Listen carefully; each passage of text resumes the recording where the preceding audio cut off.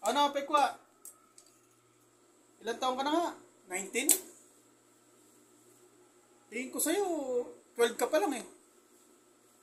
Kasi, yung utak mo parang 12 years old eh. Mabanat ka, hindi ka nag-iisip eh. Yung klase ka. Yung laki-laki ng katawan mo, kakitid-kitid ang utak mo. Ano, hindi mo sila kaya sa issue, no? Ano, aminin mo na, Pekwa. Hindi mo sila kasya tuloy. Hindi mo sila kaya pagkadating sa issue. Kaya bumabanat ka ng ng kung ano-anong pang-aasar lang na gusto mong buklatin. Ano yung sinasabi mong kabit-kabit? May katibayan ka? Asa ebidensya mo? Palibasa, ikaw ang bibigyan ka ng sponsor mo ng pera pang hanap ng ebidensya. Ibubulsa mo. Pagkatapos gagawa-gawa ka ng kwento.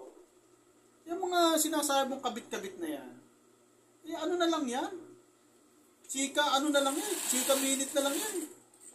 Showbiz chismis na lang yan eh. Kahit ako pwede akong gumawa ng ganyang kwento eh. Pero wala naman akong katibayan. O ikaw, may katibayan ka? Asa yung katibayan mo? Paano makakakuha ng katibayan? Bibigyan ka ng sponsor ng pera para kumuha ng ebidensya. Ibubulsa mo, tapos lamon ka ng lamon. Tapos gagawa-gawa ka ng kwento. O, sige nga, patunayan mo sa akin, nasa ebidensya mo ng kabit. O, yung budol. O, may nagreklamang nabudol? O, yung sinasabi mong mga sponsor mo na nabudol nila, may ebidensya ba? Asan? Latag mo. Patunayan mo. Hindi para kang babaeng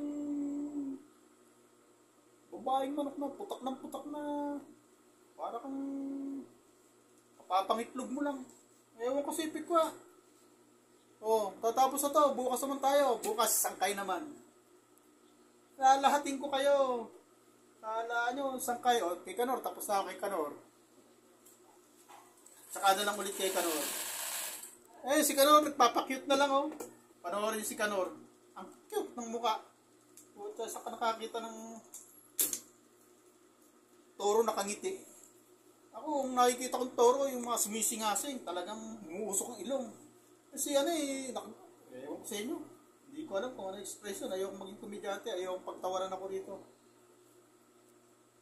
Hindi ako tulad nyo na kung ano pinaggagawa sa camera.